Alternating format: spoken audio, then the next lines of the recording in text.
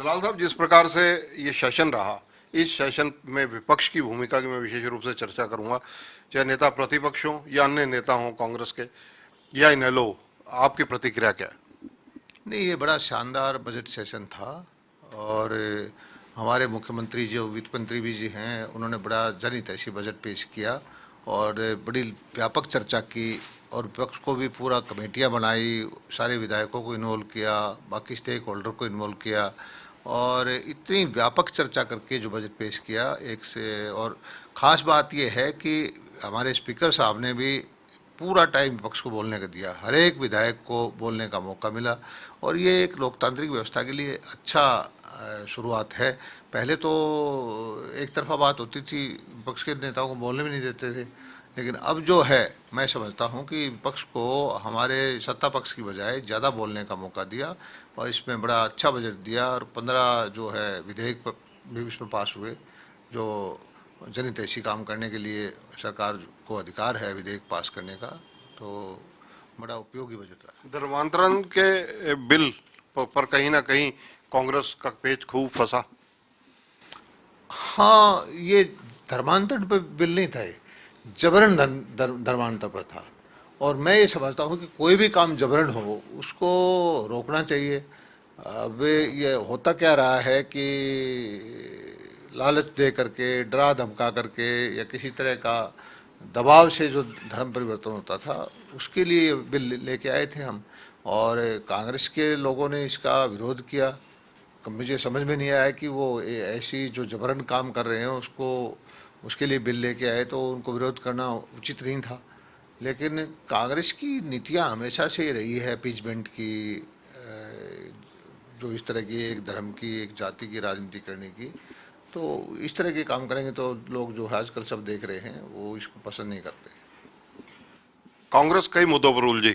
नेता प्रतिपक्ष के अलावा अगर चर्चा की जाए तो किरण चौधरी और आपका वाकयुद्ध काफी चला। नहीं, वो मेरा वो कोई ऐसी बात नहीं है, लेकिन वो कोशिश करती है कि व्यक्तिगत उनको ईर्ष्या हो सकती है। लेकिन हमारा जिला एक है और मैं हमेशा गांव में रहता हूँ, खेतों में जाता हूँ, किसानों से मिलता रहता हूँ। वो बड़ी दिल्ली वाली राजनीति करने वाली बड़ी नेता, जो कांग्रेस के बड़े नेता होते हैं, जिन जो धरातल पे नहीं जाते, तो उस तरह की राजनीति करती है। तो यही मैंने उसको कहा है कि किसानों से मिलें, जनता से मिलें, जनता की भावना को समझें। और ये अखबारों की, ट्विटर पर और ये ऊपर जो हवा बहाई की राजनीति है, आजकल वो ज़माना नहीं रहा। और ये देख भी रहे हैं कि कांग्रेस का हाल क्या हो रहा है। अब पिछले दिनों में कांग्रेस ने क्या किसान आंदोलन के नाम से उत्पात किया, तरह तरह का भ्रम फैलाया कि धरती चली जाएगी, मंडियां टूट जाएंगी, एमएसपी खत्म नहीं रहेगी और हमारे सारे बॉर्डर जाम पड़े रहे। एक साल हरियाणा की अर्थव्यवस्था को कितना नुकसान किया।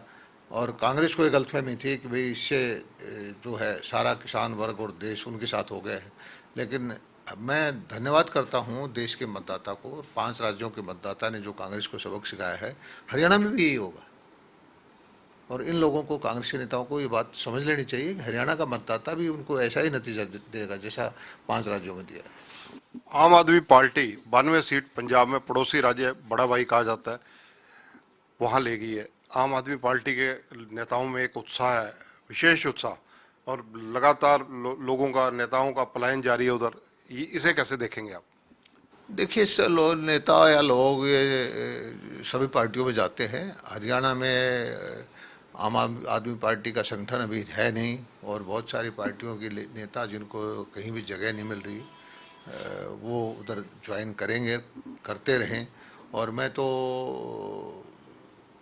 ये समझता हूँ कि दक्षिण हरियाणा के लिए ये अच्छी बात हो गई है कि हमारे शिवानी इलाके के, भिवानी जिले के नेता हैं अरविंद केजरीवाल जी, उनके सरकार, उनकी पार्टी की सरकार पंजाब में आई है।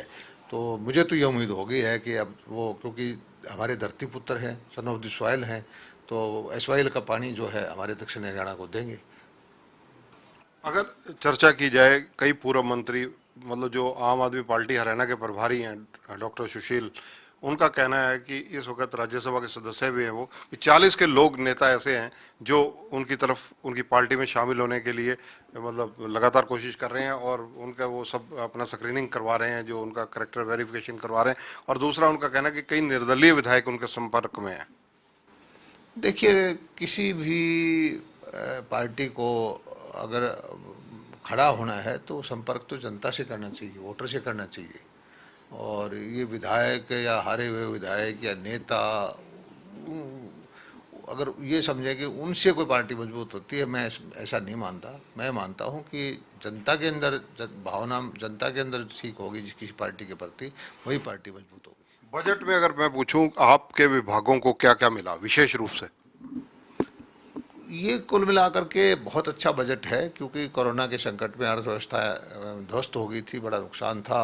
अब सारा अर्थव्यवस्था का पहिया चलने लगा है। तो और मुझे तो बड़ी खुशी है कि हमारे जो 28% बजट जो कृषि का बढ़ा है, बागवानी का, पशुपालन का, मछली का और खासकर सिंचाई का बजट 1.5 हो गया है। कॉर्पोरेशन का बजट भी काफ़ी बड़ा है। तो हमारे जो मेरे से संबंधित जितने लोग विभाग हैं उसमें एक अच्छा बूस्ट मिलेगा। धन्यवाद। तो ये हैं जेपी दलाल, हरियाणा के कृषि मंत्री हैं। इनका कहना है कि धरती पुत्र हैं आम आदमी पार्टी के दिल्ली के मुख्यमंत्री हरियाणा के, और अब एसवाईएल का पानी अवश्य आने की उम्मीद की जा सकती है कि वो ये प्रयास करेंगे, क्योंकि उनका हरियाणा से नाता है।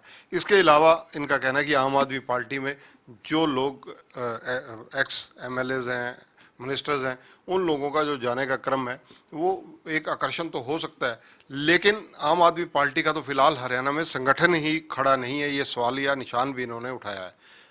कैमरामैन संजय सिंह के साथ चंद्रशेखर धरनी, पंजाब केसरी टीवी, चंडीगढ़। हमसे जुड़े रहने के लिए हमारे YouTube चैनल को सब्सक्राइब करें और नई वीडियो की नोटिफिकेशन के लिए बेल आइकॉन को दबाएं। अगर आप ये वीडियो Facebook पर देख रहे हैं तो लाइक जरूर करें और ज्यादा से ज्यादा शेयर करें। धन्यवाद।